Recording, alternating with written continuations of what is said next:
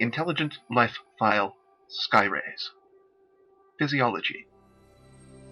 Skyrays are a species of biological, semi-nomadic oceanic life forms which loosely resemble a patchwork of the Batoidea and Limulidae families of animals on most versions of Earth.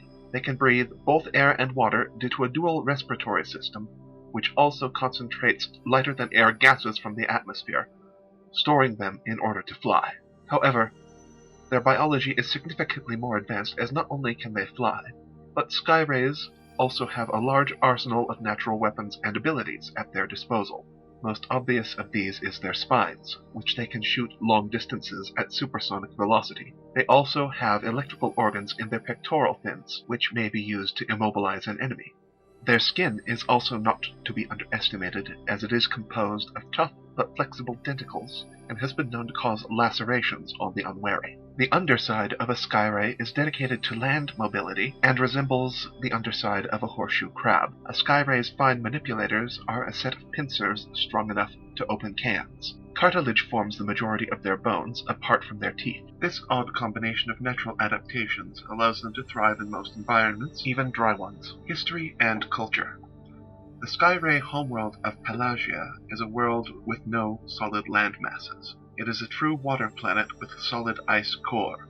Its inhabitants, the Skyrays, are consequentially a nomadic people, moving with the ebb and flow of their planet's constant ocean tides. Its approximate mass is that of Earth, with corresponding gravity. Although on the surface it appears uniform, there are a distinct series of biomes which Skyrays often take advantage of. These tend to correspond with latitude and currents. The pre-modern history of Pelagia is known primarily via stone, shell, and coral carvings left by Skyrays of previous generations. Legends and mythology abound, with very little historically verifiable carvings having ever surfaced. Skyrays still have a largely tribal mindset because of this. There are many tribes that still practice subsistence hunting to sustain themselves, often documenting via carving, just as their ancestors did. Only recently has underwater archaeology been reasonably practicable, though only to a limited degree due to the nature of Pelagia's ice core. Settlements are mostly in the temperate and tropical zones, either formed on trading rafts or in sacred underwater caves filled with air-producing algae. Skyray culture typically eschews technology, not necessary to compete with other species. This is in part because they simply came into it later than most due to the inherent difficulties of establishing conventional industries in a wholly maritime environment. Refined metal is a particularly scarce resource on Pelagia, found mostly from meteors and salvaged scrap metal. Entire rafts and sea stations of Skyrays are devoted to industry to ensure that their world is well defended against outside threats which their spines cannot harm. The primary means of navigation for primitive Skyrays included stellar for when above water, and landmarks for when below water. A combination of these two methods is generally used, as Pelagia only has a very weak magnetic field. Skyrays often named constellations after their ancestral heroes, such as Cloudrunner the Hunter, or Sea Wraith the Warden. In tropical biomes, corals attach to ice formations and form deep water reefs. The corals and seaweed of Pelagia are unique in that many species are also bioluminescent. Glowpods, a particular delicacy among Skyrays, are a sugary treat traded around the world and also in center space. They are also vital for fueling the electrical organs which all Skyrays possess. In temperate biomes, tall forests of kelp grow. These are often harvested and used to create floating rafts for Skyrays to rest on without going in the water. These temporary rafts are often used to facilitate trading between friendly clans of Skyrays. Some of these swap meets are extremely large, with multiple clans banding together to trade for many things found in their seas. Wreckage from starships of other cultures and rare shells are particularly sought-after commodities for Skyrays. Arctic biomes are rich in sea life. Only special Skyrays who have a genetic tolerance for cold waters generally live there. Skins of hunted marine creatures serve as a means of insulation for visiting Skyrays, as well as the bones, which serve as good sources of calcium.